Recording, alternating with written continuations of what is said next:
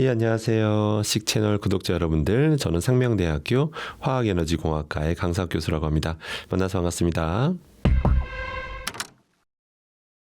지난 인터뷰 때 가장 반응이 좋았던 게 생활 속 치매 유발 물질에 대한 것인데요. 아직 못 보신 분들을 위해 어떤 생활 속 품목들이 위험한지에 대해 말씀 부탁드립니다. 일단은 이제 치매란 단어 자체가 어리석을 치, 어리석을 매라고 해서 요새는 이제 학계에서도 이런 용어를 좀 안 쓰려고 한다고 들었습니다. 그래서 오늘도 저도 치매 대신에 중증 인지기능 장애 이런 식으로 표현 드리도록 하겠습니다. 일단은 그 중증 인지기능 장애의 원인을 찾기 위한 노력, 학계의 노력은 지금 지속적으로 전 세계적으로 활발하게 이루어져 있는데요. 그래서 어떤 학자들이 혹시 이런 유전적인 거 말고 또는 어떤 먹는 거 말고 혹시 우리가 일상생활에서 쓰는 어떤 여러 가지 제품들, 이 제품들과 혹시 어떤 상관관계, 특정 제품을 많이 사용하면 혹시 중증 인지기능 저하와 관련이 있는 건 없을까를 조사한 연구가 최근에 발표된 바가 있었습니다. 그래서 많은 사람들이 추적 조사하고 그 사람들이 쓰는 사용하는 제품들을 다 한번 조사를 해보게 됩니다. 그런데 일단 8개를 일단 한정을 했어요. 8개 한정한 다음에 8개 중에서 사용 빈도수와 관계를 봤더니 8개 중에 무려 3개가 실제 이 3개를 많이 사용한 사람일수록 실제 중증 인지기능 저하가 나타날 가능성이 크다는 상관관계가 발표돼서 전 세계가 많이 놀라게 됐었죠. 그 3개가 바로 뭐였냐면 하나가 바로 방향제, 하나가 구강청결제, 하나가 손소독제였습니다. 근데 제가 여기서 말씀드리고 싶은 게 일단 그 8개를 조사했다고 했잖아요. 그런데 제가 전문가 입장에서 봤을 때 사실 8개 다 상관관계가 있었습니다. 근데 왜 8개 중에 3개가 더 높게 나왔냐면 나머지 5개는 사용 빈도수가 낮은 것들이었어요. 일상적으로 우리가 많이 쓰는 게 아니었고 3개는 되게 일반적으로 우리가 많이 쓰는 거였거든요. 근데 실제 이 3개에 많이 노출된 사람일수록 상한 게 명확히 나타났던 거지 만약 나머지 5개도 많이 사용했다면 아마 상한 게 나타났을 가능성이 크다라고 봅니다. 그럼 8가지의 공통된 게 뭐였냐면 특히 이 3가지의 그 공통된 성분이 있어요. 그 안에 바로 어떤 미생물에 영향을 주는 성분이 있다라는 거죠. 그렇기 때문에 당연히 그 제품의 보존력이 늘어나는 거죠. 유통기한이 늘어나는 건데요. 만약에 다 썩어버리면 안 되잖아요. 당연히 그런 건 넣어야 되는 거고요. 근데 아무래도 그런 어떤 미생물에 영향을 주는 성분들이 많이 노출될수록 호흡기를 들어 마시든 아니면 우리가 조금씩 삼키든 이런 경우에 하루 이틀이야 뭐가 문제가 되겠습니까? 한두 번이야 뭐가 문제가 되겠어요. 근데 장기간에 걸쳐서 오랫동안 노출되면 문제가 될 수 있다라는 연구가 나왔다라는 거죠. 그렇기 때문에 저는 이렇게 좀 당부드리고 싶습니다. 먼저 구강청결제 같은 경우는 보통 우리가 자기 전에 한번 하고 주무신 경우가 있는데 뱉어내지만 좀 남아있잖아요. 근데 그런 것보다는 한번 한 다음에 살균한 거니까 다시 물로 한번 헹궈 주시는 게 더 낫다라고 봅니다. 물론 그걸 좀씩 머물고 있어야 충치 예방에 도움이 된다라는 분도 있지만 이런 연구 결과도 나온 마당에 굳이 그걸 좀 머금고 잘 필요는 없다라고 저는 생각을 합니다. 그래서 반 헹궈주고 주무시라고 좀 말씀드리고 싶고 그 다음에 어떤 방향제 같은 거는 쓰지 말란 뜻이 아니고요. 그런데 가급적이면 그걸 혹시 집안에 비치하고 계시다면 주기적으로 좀 환기하면서 쓰시길 좀 바라겠습니다. 그리고 또 이런 분사형이 있어요. 분사형 방향제. 그런 것들은 가급적이면 좀 사용 안 하시는 것도 한 방법입니다. 분사형 같은 건 너무 고용량을 우리가 들이마시게 되는 거다 보니까 그런 것들은 조금 사용하는 데 있어서 좀 주의가 필요하다라고 보시면 되겠습니다. 이제 곧 여름이 가까워지니까 모기향이나 에프켈라 같은 여러 살충 제품을 쓰기 시작할 텐데요. 이런 제품들도 비슷한 위험성이 있을까요? 예, 실제로 모기향에 쓰이는 성분들은 일단 정부가 허락한 성분입니다. 정부가 금지하고 있는 거 쓰고 있으면 문제가 되겠죠. 근데 정부가 다 허락한 성분인데요. 가장 유명한 성분이 뭐냐면 피레스로이드계 살충제 성분 중에 하나인 알레트린이라는 성분이 참 많이 쓰입니다. 제법 독성이 상당히 약해요. 약하고 그다음에 효과는 나름 제법 있고 그러다 보니까 정말 이런 다양한 이런 어떤 그런 모기향 관련된 제품에서 많이 쓰이고 있는 게 사실인데요. 그런데 그래도 저는 기본적으로 조심해야 된다고 생각을 하고 있습니다. 그 이유가 뭐냐면 영국과 한국에서 나온 연구가 두 가지 좀 종합적으로 보면요. 농촌 지역분들은 아무래도 일반인에 비해서 살충제를 많이 뿌리잖아요. 당연히 농사하다 보면 살충제 안 뿌릴 수가 없습니다. 당연히 살충제 성분이 많이 노출되겠죠. 많이 흡입하게 되겠죠. 그 안에 들어있는 살충제 성분도 다 이미 정부가 각 나라에서 허락한 성분들입니다. 다 안전한 성분들이거든요. 그런데 실제로 연구에서 어떤 연구 결과가 있었냐면 살충제 성분에 많이 노출된 농업인일수록 인지기능 저하 현상이 뚜렷하게 나타나더라. 이런 연구가 영국에서 한번 나왔고요. 한국에서도 한번 조사를 해봅니다. 역시 허용된 살충제였음에도 불구하고 계속해서 지속적으로 노출되잖아요. 농업인들은.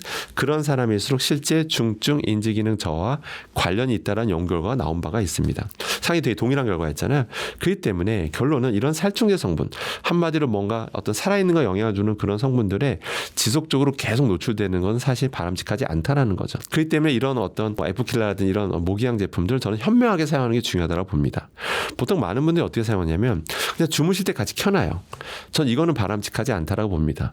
주무시면서 계속 그걸 들이마시면서 주무시는 건 바람직하지 않고 가장 좋은 거는 주무시기 전에 어떤 방에서 주무시잖아요. 방에 이미 그걸 켜놓는 겁니다. 뭐 전자모기향이든 아무리 칙칙 뿌리는 형태든 미리 해놓는 거예요. 해놓은 다음에 그러면 숨어있던 모기들이 그 들이마시고 죽거든요. 대부분 다 죽습니다. 그러나서 다시 이제 주무시기 전에 한번 들어가서 한번 잠깐 환기를 하는 겁니다. 창문 살짝 열면 요즘 다 방충망 있거든요. 그 다음에 이제 방문도 열었을 때 순간 열어서 환기를 잠깐 해주는 거죠.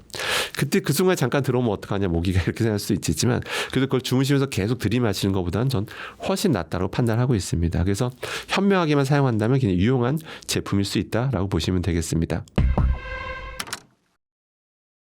교수님 유튜브 채널에서 양은 냄비 사용이 치매 유발 물질을 발생시킬 수도 있다고 하셨는데 정말인가요? 먼저 양은 냄비는 먼저 양은이 아닙니다. 양은은 다른 합금이고요. 실제 양은과 색깔이 비슷한 알루미늄 냄비인데 알루미늄 냄비라고 안 하고 이제 색깔이 비슷하니까 양은 냄비라는 별명이 있는 거죠. 근데 그 별명으로 불리고 있는 현실인데요. 일단 그 양은 냄비라고 하는 거는 그래서 기본적으로 알루미늄인데 일단 겉에 보면 노란색 코팅돼 있잖아요. 그죠? 노란색으로 코팅되어 있는 것도 알루미늄입니다. 정확히 따지면 산화 알루미늄인데요. 실제 거기다 요리를 한번 해보겠습니다. 뭐 염분이 높거나 산도가 높은 이제 음식을 놓고 이제 가열하게 되면 또 가열하지 않는다 하더라도 염분이 높거나 산도가 높은 음식에 노출되면 그게 솜씨 없이 용출이 됩니다. 조금씩 떨어져 나오는 게 있어요. 그래서 실제 어느 순간 보면 그 노란색 코팅이 다 벗겨져 있잖아요. 예. 그래서 그런 겁니다. 조금씩 떨어져 나오기 때문인데 그렇게 되면 우리는 불필요한 산화 알루미늄을 먹게 되는 겁니다. 그럼 어떤 분이 이렇게 말씀하세요. 알루미늄 하는 거는 음식의 극미량이지만 조금씩 존재하는 거다. 그래서 괜찮다라고 보시는 분도 계시는데 그런데 그럼에도 불구하고 음식에 존재하는 정말 극미량이거든요. 알루미늄 성분이 존재하는 건 정말 극미량이고 식약처에서조차도 불필요하게 이런 식기를 통한 알루미늄의 섭취는 바람직하지 않다. 그러니까 너무 산도가 높거나 염분이 높은 거는 담지 말라고 식약처의 어떤 권장사항이기도 합니다. 그러니까 무슨 얘기냐면 안 그래도 우리가 은연중에 먹게 되는 건데 알루미늄은 이렇게 식기를 통해서 과량 섭취할 필요가 없다라는 거죠. 그 이유가 이런 알루미늄 성분을 우리가 이제 몸에 먹게 되면 사실 대부분의 건강한 분들은 걱정할 필요는 없습니다. 왜냐하면 신장을 통해서 대부분 배출이 됩니다. 걱정할 필요가 없는 거죠. 그런데 신장 기능이란 게 영원한 게 아니죠. 시간이 지나면 신장 기능이 서서히 떨어지게 되잖아요. 나이가 들게 되면. 그럼 자칫 다 배출이 안 되고 조금씩 쌓인다는 거죠. 조금씩 누적이 되다 보면 어느 순간 뇌까지 쌓이게 되면 그게 중증 인지기능 저하와 관련이 있다라는 연구 결과가 너무 많습니다. 그렇기 때문에 평소에 불필요한 저는 식기를 통한 알루미늄 섭취는 저는 바람직하지 않다라고 봅니다. 그렇기 때문에 그 안에서 뭔가 산도가 높거나 염분이 높은 거를 넣고 뭐 끓이거나 이런 것들은 솔직히 바람직하지 않습니다. 그러니까 저도 양은 냄비에서 끓여져 나오는 음식은 먹지 않습니다. 인지기능 저하를 막기 위해서 지양해야 할 행동이나 음식이 있다면 어떤 것들이 있나요? 일단은 크게 두 가지로 봐야 될 것 같은데요. 일단 뭐 중증 인지기능 저하 관련된 원인을 계속 찾고 있다라고 말씀드렸는데요. 근데 화학한 입장에서 봤을 때 최근에 좀 관심 있게 좀 보는 결과가 뭐냐면 일단 주변 환경 중에서 요새 그 미세먼지에 대한 연구 결과가 최근에 많이 쏟아지고 있거든요. 참고로 미세먼지에 심각한 나라가 이제 중국, 인도, 한국이 좀 심각한 나라인데 전 세계적으로 봤을 때 그다음에 그쪽 나라에서 연구들이 많이 되고 있습니다. 중국에서요. 근데 실제 이런 미세먼지에 많이 지속적으로 노출된 사람일수록 인지기능 저하 관련이 있다라는 그런 연구가 실제 있습니다. 당연히 그럴 수밖에 없는 게 들이마시게 되면 그게 잘 안 빠집니다.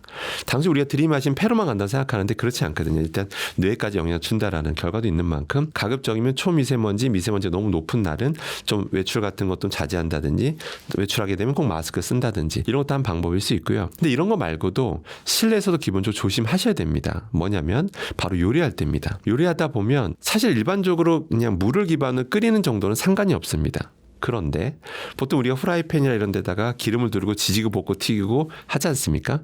그런 과정에서 수많은 초미세 입자들이 발생하게 됩니다. 공기줄 확 날아가요. 다들 한번 경험 있으실 겁니다. 요리할 때 공기청정기가 틀고 하시면 공기청정기가 불을 뿜는 거 본 적 있으실 겁니다. 공기청정기가 다시 날아간 수분 때문이 아니라 실제 수많은 어떤 유증기라든지 분해 생성물들이 날아가면서 공기청정기가 그렇게 불을 뿜는 거거든요. 미세먼지 수치 막 높아진다고 나오잖아요. 그런 것들도 그 앞에서 요리하신 분들은 다 그걸 들이마시는 겁니다. 당연히 중증 인지기능 저하 관련이 있다는 연구 결과도 있기 때문에 최대한 노출을 최소화하셔야겠죠. 그래서 저는 두 가지 당부드립니다. 고온에서 지지고 볶고 튀기고 구우시면 반드시 환기하면서 요리하시라는 겁니다. 여기서 환기라는 건 옆에 창문 하나 여는 게 아니라 두 군데 이상 여는 거죠. 그래서 공기순환이 잘 되게 해주셔야지만 그런 오염물질 농도가 확 떨어집니다. 제가 직접 실험한 결과입니다. 그렇기 때문에 환기를 잘하자는 거. 그다음에 제일 중요한 건 뭐냐면 바로 가급적이면 지지고 볶고 튀기고 굽는 이런 요리 비율을 좀 줄이고 가급적이면 물을 기반으로 한 끓이거나 아니면 데치거나 이런 정갈한 음식들 있잖아요. 그런 음식들 비중을 높이시는 게 가장 바람직합니다.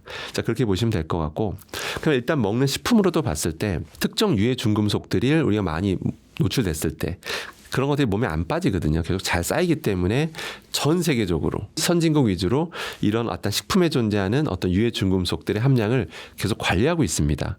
우리나라도 당연히 관리하고 있고요. 그래서 그런 거 영향 주는 것들이 지금 계속 찾고 있는데 뭐 중금속 납이 영향을 준다든지 아니면 메틸수분이 영향을 준다든지 이런 것들이 지금 계속해서 밝혀지고 있거든요.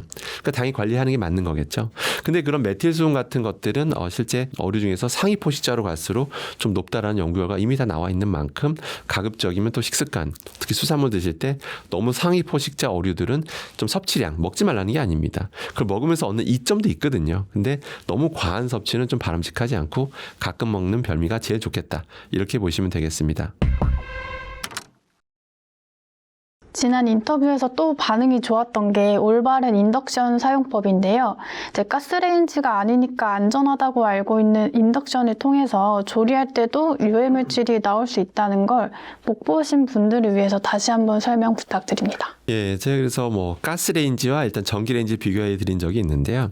일단 그 자체만 놓고 봤을 때는 전기레인지가 전자파가 나오긴 하지만 가스레인지 켜는 것만으로도 유해물질이 너무 많이 발생하기 때문에 그렇기 때문에 미국에서조차 미국 캘리포니아주와 뉴욕 주에서는 아예 가스레인지를 퇴출시키려고 하는 그런 법안까지 제출됐을 정도로 좀 심각한 화학물질이 나오거든요. 그래서 그런 측면에서 가스레인지보다는 전기레인지가 더 안전한 건 맞다라고 말씀드렸거든요. 그럼 전기레인지는 그럼 마냥 안전하냐? 그런 건 아닙니다.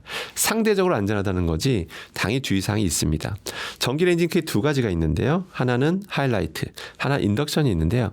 기본적으로 두 가지는 원리는 좀 다르지만 기본적인 위험성은 똑같습니다. 뭐냐면 바로 하이라이트든 인덕션이든 이게 딱 고출력을 하게 되면 그 상태에서 이렇게 조리도구를 올리게 되면 순식간에 불판의 표면 온도가 200도 이상으로 올라가게 됩니다. 200도 순식간에 올라가게 되거든요. 그 상태에서 우리가 요리를 하면 어떻게 될까요? 보통 이것저것 우리가 뭐 기름을 두르고 지지고 볶고 튀기고 굽는 이런 과정들을 하잖아요. 그런 과정에서 어떤 일이 벌어지냐면 일단 그 미세한 유증기 들이 막 발생하게 되고요. 미세한 그런 기름 입자들이 막 공기中날아가는 건 기본이고요. 그다음에 음식 성분이 그 안을 이루고 있는 성분 종류가 굉장히 많습니다. 수백 개가 넘어요. 그런 것들이 이제 200도 이상이 계속 노출되게 되면 분해되는 것들이 생깁니다. 그런 분해 생성물들이 막 공기중 날아가게 되는 거거든요. 그걸 요리하시는 분들 그걸 다 들이마시면서 하는 겁니다. 게다가 그렇게 고온에서 하는 과정에서 다 한 번씩 거기서 뭐 고기 굽거나 하셨을 때 고기가 타는 거 많이 보셨을 텐데요. 그런 탄성물들이 중에서 유해한 물질이 참 많습니다. 다완 방향조 탄화수소라고 해서 우리 몸에 들어서 안 좋거든요. 가끔 이제 이런 분을 얘기하시는 분도 계세요. 다완 방향조 탄화수소 중에서 벤조피렌이라는 게 있는데 벤조피렌 먹어서 암 걸리려면 뭐 어마어마하게 먹어야 되니까 괜찮다 이렇게 보시는 분도 있는데 그거 잘못된 얘기입니다. 벤조피렌이라고 하는 건 다완 방향조 탄화수소 중에 한 종류입니다. 실제 그렇게 고기를 지지고 볶고 튀김 굽는 과정에서 타게 되면요. 탄성분에는 벤조피렌만 있는 게 아니라 수많은 다양한 종류들이 엄청나게 많습니다. 다른 다양한 방향조 탄화수소도 많기 때문에 그런 게 지속적으로 노출됐을 때 안 좋다는 연구 결과가 정말 많습니다. 그렇기 때문에 실제 오키나 장수호 분들만 봐도 옛날 명성 날리던 시절만 봐도 음식 종류가 되게 정갈합니다. 지지고 볶고 튀기고 굽는 요리 비율이 거의 없다 싶을 정도로 음식이 굉장히 정갈하거든요. 그렇기 때문에 인덕션 쓰시더라도 가급적이면 아까 말씀드린 그런 지지고 볶고 튀기고 굽는 요리 비율은 좀 줄이시고 하신다면 반드시 환기 2개 이상 여셔서 환기하는 게 정말 중요하고요. 가급적이면 물을 기반으로 용기에다 물을 담는 거죠. 뭐 탕이라든 국 같은 이런 거 있잖아요. 물을 기반으로 끓이게 되면 100도를 크게 안 벗어납니다. 그럼 유해물질이 날아가는 비중도 사실 거의 없고요. 예, 거기서 유해물질이 그 자체에 생성되는 양도 줄어들게 됩니다. 그렇기 때문에 공기로 날아가면서 요리하시면 들이마시는 안 좋은 거 들이마시는 경우 그냥 그 안에서 요리 자체에서 유해물질이 생성되는 그런 비율들 측면에서 봤을 때는 삶는 요리, 데친 요리가 가장 좋은 음식이다. 이렇게 보시면 되겠습니다. 종이 호일도 천연 재료라서 안전하다고 많이 쓰시는데요. 실제로는 그렇지 않다고요. 일단 종이 호일은 일단 순수 종이가 아닙니다. 그냥 종이에다가 무언가를 코팅한 거잖아요. 바로 플라스틱을 코팅한 겁니다. 그 플라스틱이 뭐냐면 폴리실록센 중에서 가장 유명한 PDMS라는 게 있어요. PDMS 그런 걸로 이제 코팅이 돼 있는데요. 근데 사람들이 이렇게 생각을 하세요. 아니 이거는 성형 보형물로도 쓰는 거다. 성형 보형물이라는 게 뭐죠? 우리 몸에 들어가는 거거든요. 여기저기 몸에 넣을 수 있어요. 아니 얼마나 안전하길래 몸에 넣을까? 이런 생각을 하잖아요. 실제 안전한 건 맞습니다. 만약에 문제가 됐다면 몸에 못 넣겠죠. 그러다 보니까 이게 이제 종이에까지 코팅해서 여러 경우로 이제 널리 쓰이고 있는데요. 그러다 보니까 무조건 안전하다고 생각하는데 잘못된 사용 방법이 문제를 일으키는 겁니다. 이게 뭐가 문제냐면 이것도 플라스틱이다 보니까 열에 상대적으로 약할 수밖에 없는데요. 근데 많은 분들이 오해를 하세요. 종이열 제품을 구매하게 되면 겉면에 뭐라고 적혀 있냐면 내열 온도 220도 또는 240도라고 적혀 있습니다. 그럼 이렇게 생각하시죠. 내열 온도가 220도야? 220도까지는 견디는구나 라고 생각을 합니다. 내열 온도라는 건 뭐냐면 220도가 넘어가게 되면 본격적으로 분해가 된다는 온도입니다. 그 전에도 조금씩 떨어져 나오는 게 있어요. 그보다 낮은 온도에서도. 실제 실험 결과도 있습니다. 어떤 연구진이 어떤 실험을 했냐면 종이호로에다가 음식을 놓고 160도 이상에 노출시켜 봤더니 어떤 일이 벌어졌냐면 실제 그 종이홀에 코팅되어 있던 플라스틱 성분이 음식으로 넘어가더라. 이염되더라. 그게 바로 미세 플라스틱입니다. 그걸 먹게 되는 거죠. 그렇기 때문에 저는 그런 종이홀에다가 음식을 놓고 특히 고등어 굽는 거. 보통 후라이팬에 종이홀 놓고 고기 굽거나 막 고등어 굽는 분들도 계신데 그건 하시면 안 됩니다. 예, 그렇게 하는 건 바람직하지 않고요. 평소에 뭐 에어프라이어를 이용하시더라도 온도 설정 요즘 다 되거든요. 가급적이면 160도 이하로 미만으로 설정하고 사용하시는 것이 가장 바람직하다고 보시면 되겠습니다. 한마디로 그냥 감싼 정도로 쓰면 제일 좋다는 뜻이에요. 딱 그 정도로만 사용하시면 제일 좋다는 것만 기억하시기 바라겠습니다. 교수님께서 출간하신 책에도 주방 조리 도구 중에 이제 안전하다고 알려진 것들이 사실 그렇지 않다는 걸 많이 소개해 주셨는데요. 그중 몇 가지를 구독자분들께도 소개 부탁드립니다. 일단은 뭐 주방 도구 중에서 많이 쓰는 게 그 뒤집개. 실리콘 뒤집개 많이 쓰잖아요. 그래서 아까 앞서 말씀드린 종이홀과 좀 유사한 내용인데요. 역시 그것도 마찬가지입니다. 그 실리콘 뒤집개 자체도 그 자체는 안전해요. 그 자체가 플라스틱이가 그 자체에서 뭐 그냥 음식이 닿자마자 막 환경 호르몬 나오고 뭐 유해 화학물질 나올 것 같고 그거 아닙니다. 정말 안전한 거 맞고요. 다만 이것을 영구적인 제품이라 생각하시면 안 됩니다. 이게 또 우리가 프라이팬에다 음식 놓고 우리 실리콘 뒤집개로 막 계속 이제 뒤집잖아요. 그러면 굉장히 높은 온도에 계속 노출되잖아요. 그러면서 서서히 좀 수명이 단축된다고 그냥 보시면 돼요. 그러다 보면 어느 순간 보면 이게 조금씩 떨어져 나오는 게 생기게 됩니다. 조금씩 그러니까 사용하다 보면 한마디로 이런 플라스틱 성분들은 분해 현상을 피할 수는 없어요. 근데 그런 실리콘 뒤집개는 상대적으로 계속 고온에 노출되다 보니까 그것도 매우 높은 고온에 노출되다 보니까 상대적으로 그 분해 현상을 좀 더 빨리 겪을 수밖에 없어요. 그렇기 때문에 분해 현상이 이제 본격적으로 일어나게 되면 그 상태로 뭐 뒤집개를 이용하게 되면 미세 플라스틱이 뿜어져 나올 수가 있거든요. 미세 플라스틱의 독성 계속 좀 쏟아져 나오고 있습니다. 연구 결과가. 그렇기 때문에 실리콘 뒤집개 쓰실 때는 반드시 이건 영원한 제품이 아니다. 주기적으로 교체해서 쓰는 제품이라고 생각을 하셔야 됩니다. 그래서 교체 주기를 말씀드리면 실리콘 뒤집개를 딱 봤을 때 흠집이 좀 눈에 띄게 보인다. 그러면 그냥 미련 없이 교체하시는 게 좋습니다. 그런 것만 주의하시면 되고요. 그다음에 주의하셔야 될 게 이게 스테인리스 제품들 안전하다고 생각을 하시는데 근데 스테인리스 제품이 안전한 건 맞죠. 당연히 맞는데 근데 사람들이 오해를 하세요. 스테인리스가 뜻이 뭐죠? 녹이 잘 안 생긴다는 뜻이 스테인리스라는 뜻이잖아요. 근데 영원히 안 생긴다라고 생각을 하세요. 영원한 건 아닙니다. 실제로 주의사항도 있어요. 심지어. 이게 뭐냐면 다들 한 번쯤 경험 있으실 거예요. 사시다 보면 이게 갑자기 녹슬은 거예요. 약간 부식된 게 보여가지고 불가피하게 교체하셨던 경험도 있으실 텐데요. 저도 살면서 한 2번 정도 있습니다. 그게 뭐냐면 관리가 잘 안 되면 그런 일이 벌어질 수가 있어요. 그러니까 뭐냐면 음식이 미세하게 잔류하고 있을 때 우리는 세척이 잘 됐다고 생각을 하지만 그 홈 사이에 미세하게 음식물이 껴있는 경우도 있거든요. 실제 스테인리스 겉에서 봐도 이게 미세한 홈들이 보이잖아요. 눈에 안 보일 정도로 미세한 홈도 많거든요. 거기에 혹시라도 산도가 높거나 염분이 높은 음식물이 미세하게 껴있게 되면 그게 되면 서서히 수명을 단축시킨다 보시면 돼요. 그러다 자칫 피막이 다 벗겨지게 되면 부식이 일어날 수가 있다라고 생각하시면 되고요. 그래서 결론은 뭐냐? 스테인리스 제품 같은 한 2년 정도 넘으면 좀 가끔씩 관찰을 하라고 말씀드려요. 가끔씩 이렇게 보면 스테인리스 제품인데 표면을 딱 봤는데 조금 불그스름한 게 뭔가 보인다. 그럼 그걸 뭐 지워서 뭔가 쓰려고 하시는 것보다 그냥 그때 되면 그냥 교체할 시점이 됐구나 생각하시고 그냥 주기적으로 교체하시는 게 좋겠다. 그러니까 불그스름한 게 뭔가 보이면 교체하는 게 좋겠다라고 생각하시면 되겠습니다.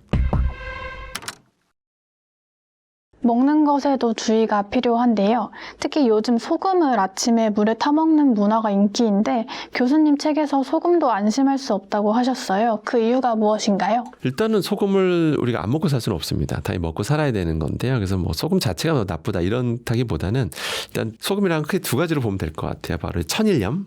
유행하는 천일염이 있고 그다음에 좀 정제소금 크게 두 부류로 나눌 수가 있는데요.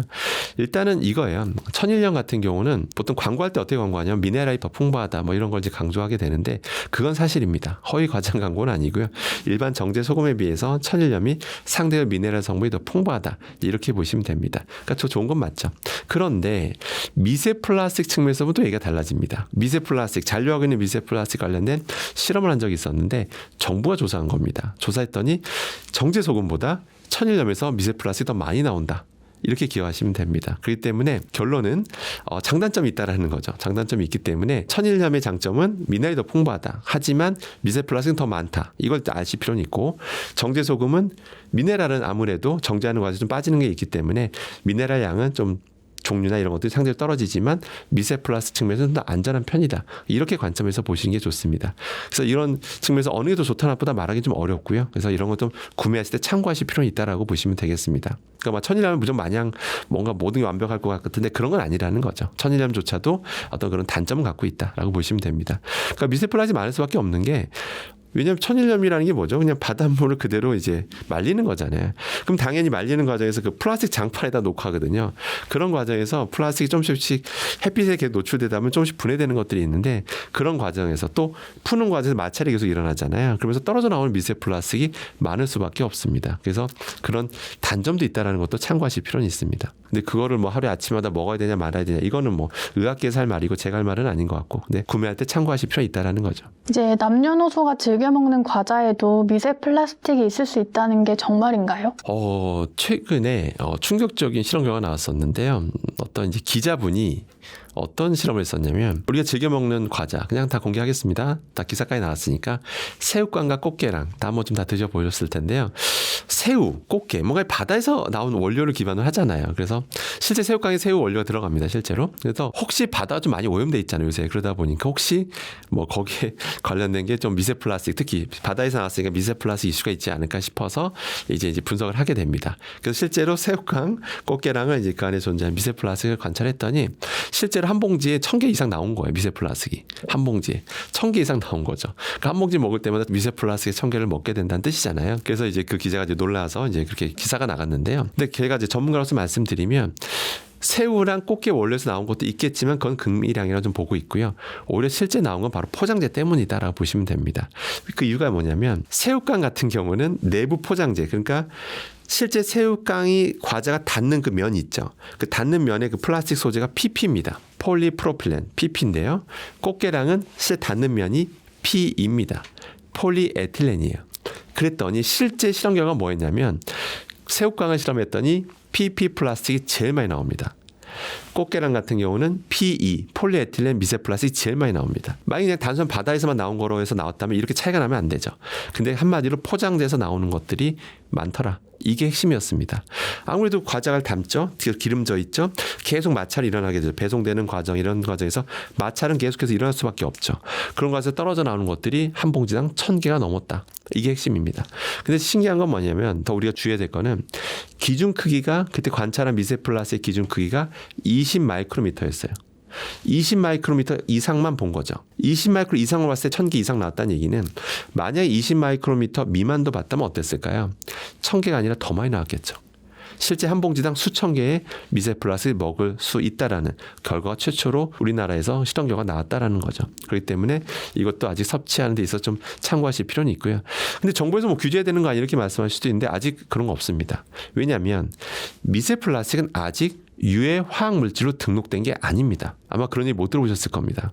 정부에서 뭐 예를 들어서 과자당 또는 페트병 물에서 미세 플라스틱 검출된 개수가 1ml당 예를 들어서 몇 개 이하로 나와야 돼. 이런 거 못 들어보셨을 겁니다.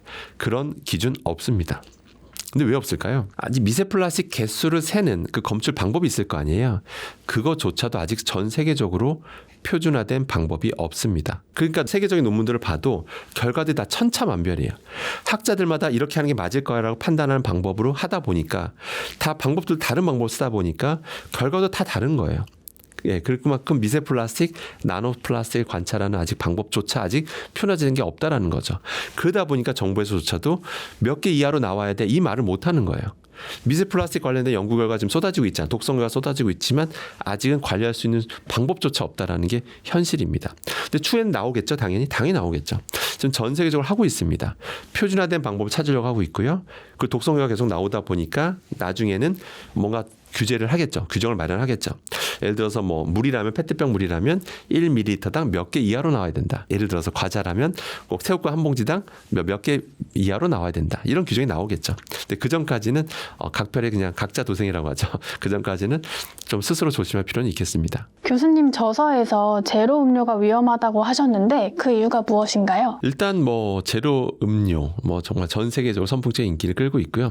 근데 단순히 제로 음료만의 문제가 아니라 일단 인공감미료 시장이 커졌다라고 보시는 게 더 정확합니다. 인공감미료. 단순히 제로 음료에만 들어간 게 아니잖아요. 수많은 요즘 음식들에 제로라는 걸 이제 강조하면서 설탕 대신에 인공감미료를 이제 많이 활용하고 있는데요. 근데 일단은 이제 이런 음료수에 대해서 또는 인공감미료에 대해서 괜찮다라는 주장들을 먼저 살펴보면 왜 이게 괜찮냐라고 이제 주장하는 분의 근간이 있습니다. 여러 근간 중에 가장 대표적인 근간이 바로 미국 FDA 입장입니다. 미국 FDA는 뭐라고 했냐면 이거 당연히 많이 먹이면 안 좋죠. 안 좋은데 워낙 넣량이 적고 그래서 실제 위험하려면 뭐 예를 들어서 뭐 캔 355ml짜리 뭐 이런 제로 음료 캔을 뭐 하루에 17캔 뭐 30캔 이 정도 뭐가 위험하지? 괜찮아라는 이렇게 입장문을 낸 바가 있습니다. 꽤 된 입장문이긴 합니다만 여전히 그걸 근간으로 해서 많이 먹어도 괜찮다. 이런 입장이었죠. 그러면서 이제 그런 근간을 기반으로 수많은 업계에서 환영하면서 이제 여기저기 많이 쓰게 된 거죠. 이제 그렇게 이해하시면 되는데 그러다 보니까 또 한편에서는 정말일까? 이게 안전한 걸까? 이제 계속 연구를 하게 되죠. 그래서 계속 논문은 계속 나오고 있습니다. 최신 연구가 계속 나오고 있는데 먼저 첫 번째 눈여겨봐야 될 게 뭐냐면 과연 이게 다이어트 효과가 있는가? 이게 정말 궁금하잖아요. 우리가 그걸 살안찌려고 먹는 거잖아요. 어떻게 보면 그죠? 또 설탕이 너무 많이 먹으면 안 좋다라고 하니까 그런 건데 실제 건강상의 이점을 이제 사람들 추적 조사를 하게 됩니다. 했더니 있었을까요? 없었을까요? 오랫동안 추적 조사를 해보니까 사실상의 건강상 이점이 없더라. 그리고 뭐 비만, 다이어트 이런 효과에도 사실상 거의 없더라. 이런 연구 결과들이 계속 나오고 있다는 것도 우리가 눈여겨봐야 되겠죠.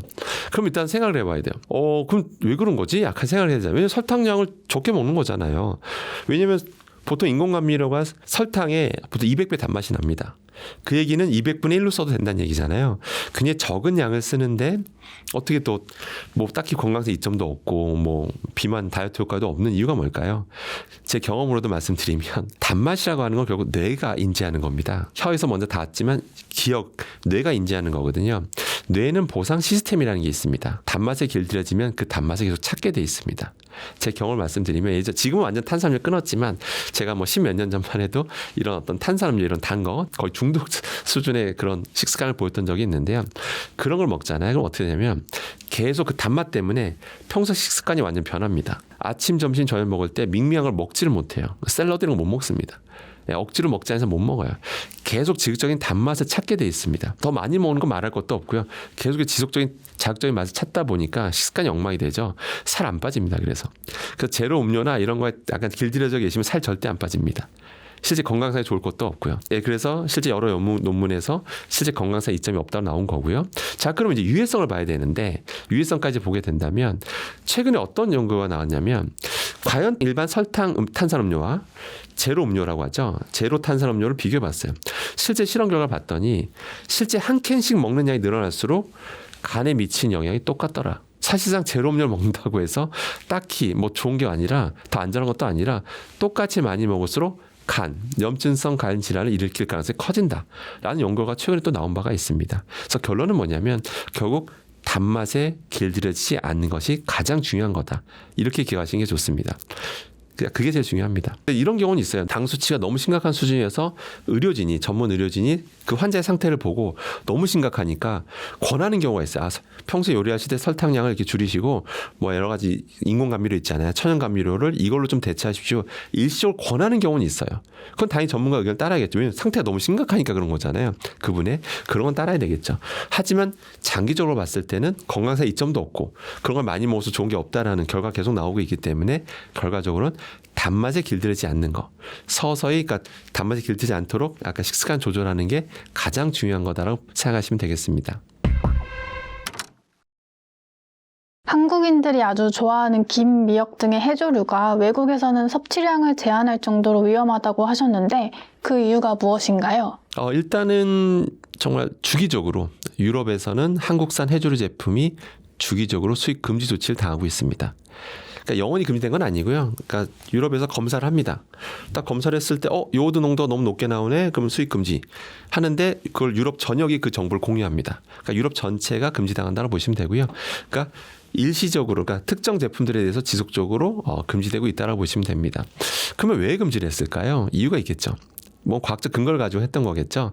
유럽이 여러분 독일이나 프랑스만 해도 의학이 얼마나 발달한 나라인지 다 알고 계시잖아요. 그 이유가 뭐냐면 본인들이 이렇게 자료를 보니까 특정 농도로 관리해줘야 된다는 거예요. 요들을 예를 들어서 20ppm 식품의 20ppm 이상으로 식품들이 유통될 경우에는 유럽 사람들의 일반적인 섭취량이라는 게 있잖아요. 평균적인 음식 섭취량을 봤을 때 20ppm 넘는 식품들이 유통되면 일반적 섭취량만으로도 그들이 생각하는 위험도를 넘어설 수 있다. 그러니까 갑상선 기능에 영향을 줄 수가 있다. 실제 갑상선 기능 저하증, 항진증 등을 유발할 수 있다. 라는 연구 결과를 수많은 결과를 기반으로 해서 정한 농도가 바로 20ppm입니다. 20ppm 요오드가 넘으면 금지하겠다. 이겁니다. 자, 그러면 이제 여러분들 어떤 생각이 드십니까? 그럼 우리는 괜찮은 건가? 유럽에서는 금지된 제품인데 우리나라에서 한번 먹어도 되는 건가? 이런 생각들을 아마 하시게 될 겁니다. 자, 그래서 한번 하나 따져보면 그럼 우리나라는 관리 안 하나? 뭐 이런 생각도 하실 겁니다. 그러면 이제 식약처에서는 어떻게 하고 있냐면 권장 섭취량을 제시하고 있습니다. 요오드는 없으면 안 되는 겁니다, 여러분들. 요오드 없으면 사람 죽습니다. 그러니까 필요한 건 맞는데 지나친 걸 걱정하는 거잖아요, 그죠? 마찬가지로 식약처도 일단 먹어야 된다고 얘기를 하고 있고 하루에 150 마이크로그램, 150 마이크로그램 먹어야 된다. 이거는 권장 섭취량입니다. 그런데 당연히 너무 많이 먹으면 안 좋은 건 알잖아요. 다 아는 거라. 일단 세계보건기구는 기준치가 있습니다. 1일 상한 섭취량 1100 마이크로그램은 넘으면 절대 안 된다. 넘지 마라. 이렇게 정한 게 있어요. 1일 상한 섭취량. 그러니까 150은 권장인 거예요. 세계보건기구는 이제 1100은 넘지 마라 이렇게 하고 있는데 한국은 식약처는 얼마일까요? 1일 상한 섭취량을 2400 마이크로그램으로 정했습니다. 세계 기준보다 또 훨씬 더 높게 잡아놨어요. 일단 이건 넘지 말자. 한국이라 하더라도 아마 K민족이 위대해도 2400 마이크로그램은 넘지 말자. 딱 정해놨습니다. 그러니까 권장 섭취량 있고 2400은 넘지 마라. 이렇게 정해놓은 거죠. 이렇게만 보면 관리가 잘 되고 있는 것처럼 보입니다. 그런데 문제가 있어요. 제가 오늘 미역국 한 그릇 먹어보겠습니다. 미역국에는 미역 1g 정도 들어갑니다. 그런데 그럼 1g 먹을 때 여러분들 그 안에 요오드 얼마인지 아십니까? 여러분들 그거 눈으로 알 수도 없고요. 여러분 모르십니다. 정부가 식품 내 요오드 함량을 관리하고 있지 않습니다. 기준치가 없어요. 미역 김 파시는 분이 그 안에 요오드가 뭐 1000ppm이 나오든 5000ppm이 나오든 1만 ppm이 나오든 다 팔아도 상관이 없습니다. 자, 그러면 제가 미역국 한 그릇 먹어보겠습니다. 그 미역국 한 그릇에 만약에 유럽에서 적발됐던 그 수준, 한번 5000ppm이 적발됐던 적이 있습니다. 5000ppm 농도가 넘어서 금지됐던 적이 있는데 만약 제가 먹었던 미역에 5000ppm이 있었다고 가정해 보겠습니다. 그럼 전 미역 한 그릇만 먹어도 저는 정부가 말한 1일 상한 섭취량을 넘게 됩니다. 이게 현실입니다. 그러니까 사람들이 스스로 관리가 할 수가 없어요. 관리가 안 되죠. 왜? 한 그릇만 먹어 넘을 수도 있고 아닐 수도 있고. 왜? 정부가 식품 내에 존재하는 요오드에 대한 기준치를 마련하고 있지 않습니다. 이게 현실입니다. 근데 저는 단정적으로 말씀드릴 수 있습니다. 언젠가는 기준치가 마련될 것이다. 장담합니다. 앞으로 5년 10년 지나면 생길 걸로 보여요. 근데 왜 안 만드냐면 뭐 여러분 눈치채셨겠지만 이게 K푸드의 선봉장이거든요. 지금 한참 수출 잘 되고 있는데 이거에다가 뭐 마치 우리가 정말 제일 잘 파는 나라인데 여기 뭔가 재 뿌린 듯한 뭔가 얘기를 한다는 게 쉽지는 않겠죠. 그래서 뭐 이해되는 부분도 있는데 또 종사자분도 너무 많기 때문에. 그런데 제가 주장하는 건 먹지 말자가 아니거든요. 김미역은 좋은 거잖아요. 좋은 성분도 많고. 그런데 기준치만 정해서 관리하자는 거죠. 그래서 김미역 하시는 분이 파시는 분이 검사를 해서 자가 검사를 해요. 요오드 거 너무 높게 나왔어. 안 팔면 되는 거예요. 제가 말한 건 이겁니다. 적정 농도만 유통되게 하자라는 거죠. 그럼 사람들이 일반적인 섭취량으로는 정부가 말한 1일 상한 섭취량 2,400 마이크로그램을 넘지 않겠구나 라는 것을 우리가 알 수가 있는 거잖아요. 식약처도 자신 있게 말할 수 있죠. 여러분 걱정하지 마십시오. 일반적인 섭취량은 절대 2,400 마이크로그램 넘지 않습니다. 이렇게 말할 수가 있는데 지금 그런 말조차 못하죠. 왜? 관리를 안 하니까요. 이게 핵심입니다. 그럼 이렇게 말하면 여러분들 예상 댓글이 뭐라 나오냐면 댓글이 두 가지로 나뉩니다. 맞아. 그 요오드 많이 먹으면 안 좋다고 했어. 그런 전문가를 많이 봤어라는 댓글이 있고요. 무슨 소리야. 내가 아는 전문가는 저명한 학자는 이걸 많이 먹으라고 했어라고 하십니다. 요오드 많이 먹어야 오히려 갑상선에 좋다고 그랬어 라고 말한 그런 댓글이 왕창 달릴 겁니다. 제가 충분히 예상할 수 있어요. 왜냐하면 왜 이렇게 상반되는 걸까요, 여러분들? 이유가 있습니다. 많이 먹으면 안 좋다는 논문들이 많습니다. 있고요. 많이 먹으면 좋다라는 논문도 있습니다. 오히려 많이 먹는 게 좋다라는 논문들이 있어요. 이러니까 여러분이 믿고 계신 그 학자라는 분이, 전문가라는 분이 어느 논문을 기준으로 말을 하고 있냐에 따라 결과가 달라지는 겁니다. 이게 현실이에요. 참 여러분 혼란스럽죠. 그래서 뭐가 정답이냐 이런 것에 혼란스럽잖아요. 안 그래도 우리나라 갑상선암 발병률 세계 1등인 건 아시죠? 그런 상황에서 과연 뭐가 진실이냐 궁금하잖아요. 그래서 충격적인 결과가 2023년 드디어 삼성 서울병원에서 논문을 발표합니다. 사이언티픽 리포트라는 저널에 어떤 연구 결과를 발표하냐면 충격적인 결과가 나오는데 더 충격적인 건 이 연구 결과가 기사화가 안 됩니다. 대부분 사람들이 모르고요. 대한민국 국민의 99.99%가 모른다라고 보시면 됩니다. 이걸 보신 여러분만 알고 계신다고 보면 됩니다. 자, 어떤 결과가 나오냐면 그 연구진은 뭐라고 하냐면 일단 우리나라 갑상선암이 많은 이유가 과연 초음파 검사를 많이 해서일까? 라는 일단 의구심을 심습니다. 보통 그러거든요. 갑상선암 그거 별거 아니야. 우리나라 검사를 많이 해서 그래. 초음파 검사를 많이 안 했다면 우리나라는 갑상선암 발병률이 세계 1등이 아닐 거다. 라고 주장하는 의학계 종사자분들이 계십니다. 자, 그런데 그게 진짜일까냐고 묻는 거죠. 그 연구진은. 그래서 어떤 걸 보냐면 정기검진을 안 하는 층들 있죠. 대표 누구죠? 젊은 층들. 젊은 층들이 정기검사를 합니까? 몸 안 하잖아요. 근데 그분들이 어느 순간 몸이 이상해졌어요. 몸이 좀 이상해. 그래서 병원에 가서 정밀검진을 받아봐. 그런데 갑상선암이래요. 이런 경우들. 근데 그런 비율을 따져봤더니 다른 나라보다 높더라. 실제 우리나라는 갑상선암 발병이 높은 나라라는 거죠. 그 삼성 서울병원에서 그렇게 발표를 합니다. 그 다음 두 번째. 과연 이렇게 갑상선암이 세계 1등인 나라에서 그럼 왜 그럴까? 이유가 있을 거 아닙니까? 그 원인 중에 꼽히는 게 지나친 요오드 섭취거든요. 지나친 섭취. 그래서 진짜로 이게 요오드 상한가 있을까 싶어서 조사를 하는데 그 연구진이 뭐라고 하냐면 그동안에 왜 세계적인 논문들이 왜 일치하지 않느냐, 일관성이 없느냐 그 원인을 따져봤더니 이유가 있다는 거죠. 예를 들어서 사람들에게 어떤 소변 검사를 하거든요. 소변 검사를 통해서 요오드 함량을 측정하는 건데 그 방식이 잘못됐다는 거예요. 왜냐? 우리가 뭔가 검사하기 전에 어느 순간 금식도 하잖아요. 그런데 사람마다 다르죠. 금식하기 전까지 물을 엄청 많이 먹었던 사람이 있고 저처럼 예를 들어 땀을 평소에 많이 흘린 사람도 있잖아요. 금식하는 과정에서 땀을 많이 흘릴 수 있잖아요. 소변 내 요오드 농도가 바뀌겠습니까? 안 바뀌겠습니까? 바뀐다는 거죠. 저처럼 땀을 많이 흘린 사람이라면 요오드 농도가 진해지죠. 그 다음에 금식하기 전까지 물을 너무 많이 마셨던 사람이면 그게 요오드가 희석되죠. 농도가. 이러니까 이런 결과만 놓고 보니까 연구 논문들이 다 일관성이 없더라. 그걸 지적을 합니다. 그래서 연구진이 어떤 걸 하냐면 이걸 보정해서 봐야 된다. 체내에 일정하게 존재하는 크레아틴이라는 화학물질이 있어요. 그 화학 성분으로 보정해서 요오드 농도를 보자. 이게 잘못된 방법이 아닙니다. 실제 하는 방법이에요. 크레아틴으로 보정해서 요오드를 본 거예요. 봐서 그다음부터 이제 봅니다. 수년간 관찰을 해요. 갑자기 새로운 갑상선암에 걸린 사람. 물론 갑상선암 중에서 착한 암이라 불리는 유도암입니다. 물론 그건 암도 암이기 때문에 적극 치료를 합니다. 아무튼 신규 갑상선암 환자, 그다음에 멀쩡한 사람 비교를 해봅니다. 어떤 일이 벌어지는지. 근데 실제로 크레아틴으로 보정해서 요오드 농도를 보니까 실제 요오드 농도가 많이 잡히는 사람일수록, 그러니까 요오드 섭취가 많은 사람이겠죠. 그런 사람일수록 실제 갑상선암 걸릴 가능성이 높더라. 이런 상관계가 있다는 걸 세계 최초로 우리 대한민국 연구진이 2023년도에 밝혀냅니다. 특히 젊은 사람일수록 그 상호관계가 더 명확하더라. 특히 젊은 층에서 갑상선 환자 높다는 것도 이미 다 알고 계실 겁니다. 그러니까 그런 상황이 있다는 걸 명확히 밝혔다라는 거죠. 그런데 이게 언론 보도가 안 됩니다. 이거는 언론 보도 안 됐어요. 아마 일부러 안 한 게 아닐까라는 생각도 듭니다. 아마 사회적 파장이 크기 때문에 그런 것 같은데 다시 말씀드리지만 김 미역이 나쁘다는 게 아닙니다. 그 안에 좋은 성분 너무 많습니다. 그런데 관리가 안 되고 있다 보니까 여러분이 먹는 양이 그 안에 요오드 얼마 있는지 여러분이 모르세요. 그렇기 때문에 너무 과한 섭취는 바람직하지 않다라는 게 현재로서는 제 입장이고요. 나중에 언젠가 관리가 되겠죠? 기준치가 생기겠죠? 그럼 그때는 여러분들이 일반적인 섭취를 하셔도 된다는 뜻입니다.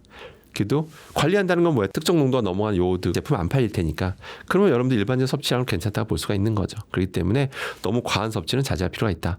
삼시세끼 미역국을 먹는다든지 김을 그냥 여러 봉 놓고 맥주 안주로 먹는다든지 너무 습관적으로 과하게 먹는 거는 현재 바람직하지 않다라고 볼 수가 있겠습니다. 톳이 몸에 좋고 식감도 좋다고 밥에 넣어 드시는 분도 많은데 톳이 자랄 때 발암물질을 먹고 자란다고요. 사실은 저도 말씀드리면서도 참 마음이 아픈데요. 톳 자체는 아무 죄가 없습니다. 톳 관련된 종사자분도 아무 잘못이 없습니다. 그러니까 톳 자체는 몸에 좋은 거 맞고요. 근데 뭐가 문제냐면 바다의 오염과 좀 관련이 있다라고 보시면 되겠습니다. 정부 공식적인 조사 자료가 있는데요. 공부 정부자의 자료는 따르면 정부는 계속 유해 중금속에 대해서 지속적으로 관리하고 있거든요. 했더니 특히 무기비소도 늘 관리하고 있습니다. 무기비소들. 자, 무기비소가 뭐냐면 그게 몸에 들어왔을 때 잘 빠지면 상관이 없잖아요. 근데 이게 잘 안 빠져요. 지속적으로 쌓이다 보면 암뿐만 아니라 신경계 질환이라든지 여러 영향을 주는 게 너무 명확하다 보니까 관리를 해야 되겠죠. 그러다 보니까 여러 식품들을 주기적으로 몇 년 단위로 이제 관찰을 했습니다. 조사를 했더니 톳이 콕 집어서 무기비소 측면에서 오염도가 높아지고 있더라. 오염도가 높아지는 추세의 것이라고 아예 콕 집어서 얘기를 합니다. 정부가 발표한 겁니다. 식약처에서. 게다가 노출량도 늘어나고 있더라. 노출량이 뭐냐? 우리가 먹는 양도 늘어나고 있다라는 거죠. 그렇기 때문에 약간 주의가 필요하다라고 아예 정부가 지적을 했다라는 거죠. 그렇기 때문에 톳이 왜 그런 걸까요? 아무래도 이게 우리가 보통 이제 안반 부착형 해조류라고 하는데요. 아무래도 육지 근처에서 지금 하잖아요. 하다 보니까 지금도 우리나라는 제조업이 발달한 나라는 거 다 알고 계시죠. 정말 반도체 강국이고 이거 배터리도 강국이고 정말 제조업 강국이잖아요. 그런데 그러다 보니까 공장이 많죠. 공장에선 폐수가 나올 수밖에 없습니다. 당연한 거죠. 폐수 버리는 건 불법이 아닙니다. 여러분들 불법 아닙니다. 희석해서 버리면 불법이 아닙니다. 특정 농도 희석해서 막 지금도 강가 바다 흘러 들어가고 그게 가면 당연히 육지가 오염원이다 보니까 육지에서 가까이에서 채취되는 양식되는 해조류일수록 오염 농도가 높게 나오는 건 어떻게 보면 당연한 겁니다. 그러다 보니까 실제 그런 톳이라고 하는 데서 무기비소가 유해 중금속이 높게 나오는 게 현실이라는 거죠. 그래서 톳이 좋은 거 맞고요. 그래서 저는 하나 팁을 드리자면 이거를 그냥 드시지 마시고 반드시 팔팔 끓이시는 겁니다. 팔팔 막 끓이시는 거예요. 그러면 그 안에 팔팔 끓이는 과정에서 이것저것 빠져나오는 게 있는데요.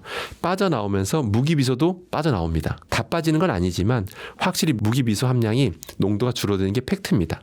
제가 화학 전문가라서 말씀드리는데 끓이는 것만으로도 확실히 확 줄어든다는 꼭 기억하시고요. 끓인 상태에서 여기다 초장 찍어 드시든지 약간 그렇게 하는 게 가장 바람직하다라고 보시면 되겠습니다.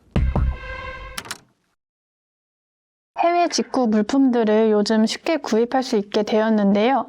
이런 물품 사용에 주의가 필요하다고 하셨습니다.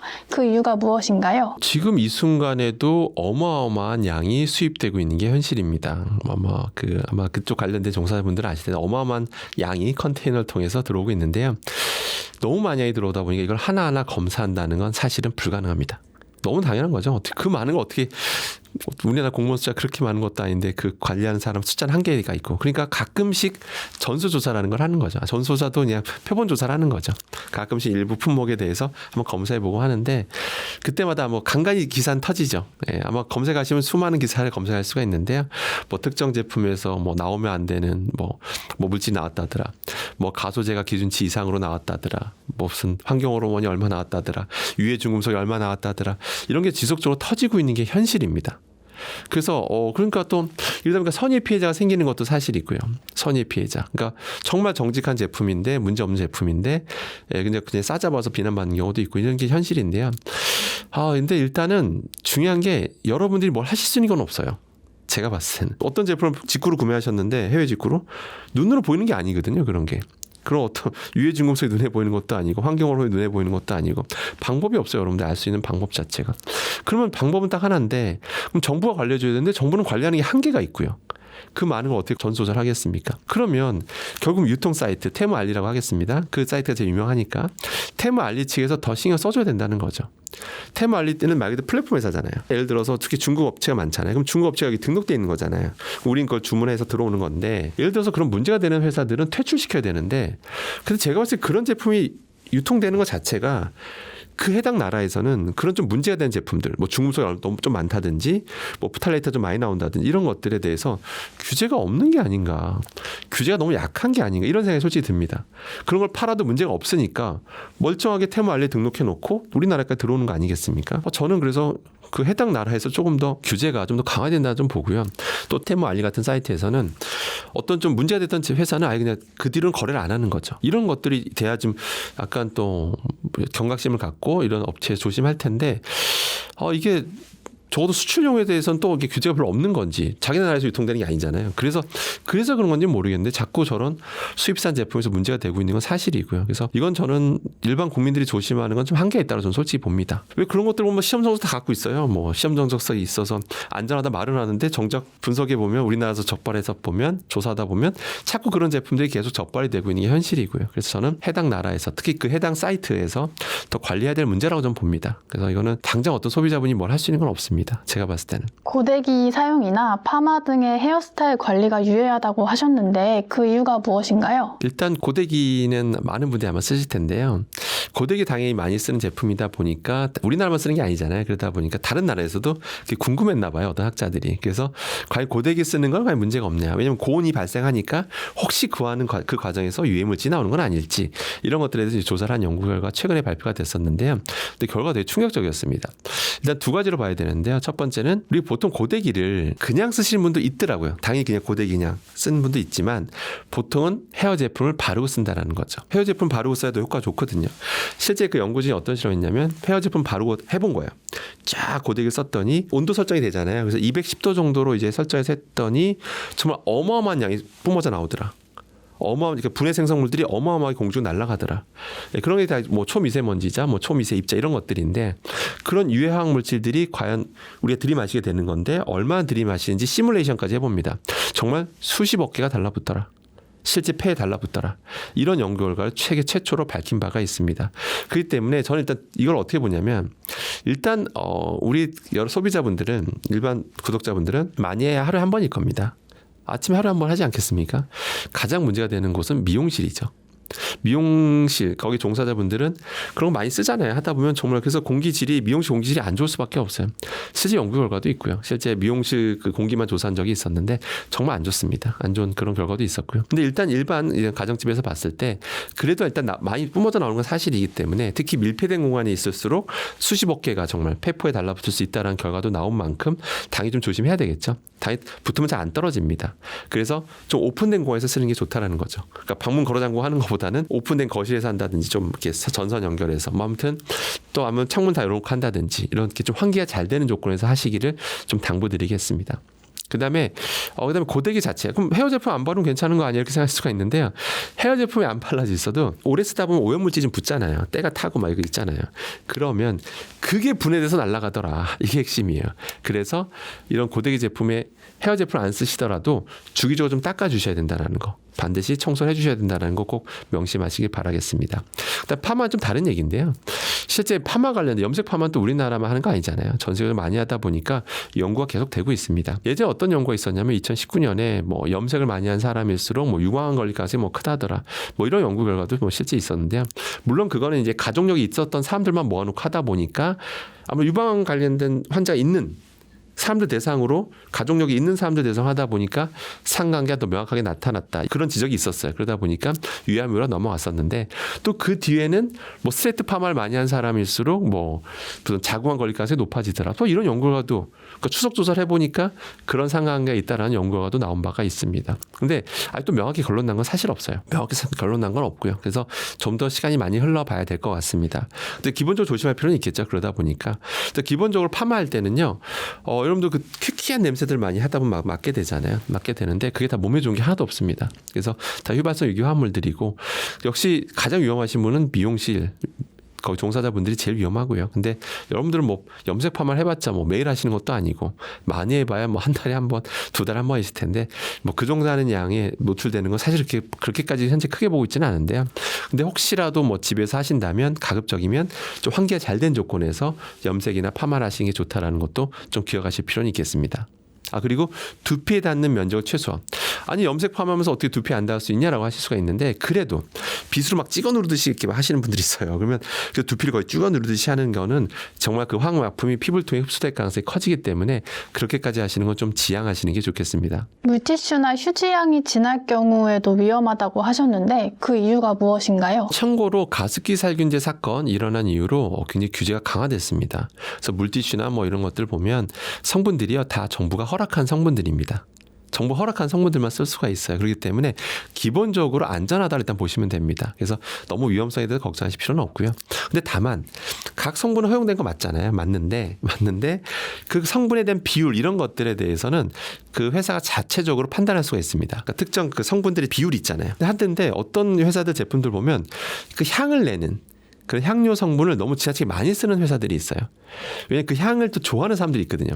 뭔가 향이 진하게 나야 뭔가 기분이 좋아진다라고 생각하시는 분들 때문인지 몰라도 특정 제품들 보면 너무 향이 진한 게 있습니다.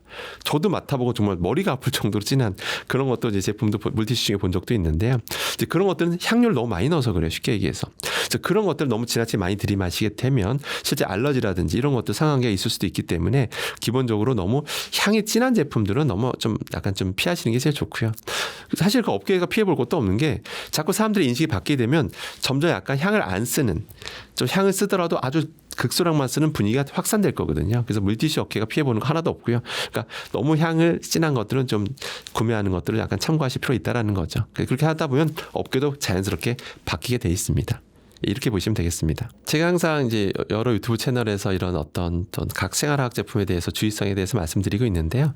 기본적으로는 그 제품 자체는 다 안전한 것들이라 보시면 됩니다. 그 자체가 위험한 거였으면 아예 정부가 못 팔게 했겠죠. 그런데 잘못 사용할 경우에는 그 위험성이 있기 때문에 정부가 관리하는 부분도 또 있거든요. 그래서 그런 것들에 대해 제가 주의사항들을 알려드린 것뿐입니다. 뭐든지 유해성이라고 하는 거는 노출량과 노출 횟수와 관련이 있습니다. 아무리 위험한 것도 노출량이 적으면 위험하지 않습니다. 거꾸로 위험성이 낮은 거라 하더라도 지속적으로 노출량이 늘어나면 노출 횟수가 늘어나면 위험한 거거든요. 대표적인 게 술, 담배 아니겠습니까? 술, 담배 여러분 안 좋은 거 다 아시잖아요. 근데 제가 술 2병 마신다고 제가 갑자기 간암에 걸리겠습니까? 제가 담배 안 피는 제가 갑자기 하루에 2갑씩 한 달간 펴도 저 폐암 안 걸립니다. 근데 계속 그런 식으로 제가 몇 년간 피면 암 걸릴 가능성이 커지죠. 그리고 유해물질 지속적으로 계속 노출되면 위험한 거 다 아시잖아요. 마찬가지로 제가 알려드리는 이런 상식들이 다 그런 것들입니다. 한두 번 노출된다고 위험한 거 하나도 없습니다. 다만 지속적으로 계속 노출되게 되면 문제가 될 수 있는 것들 그런 연구가 있기 때문에 제가 그 주의사항을 알려드리는 것뿐이다라고 보시면 되겠습니다. 그래서 정확한 정보가 제일 중요한 겁니다. 그래서 정확한 정보 숙지하셔서 건강한 생활 하시면 되겠습니다. 이상입니다.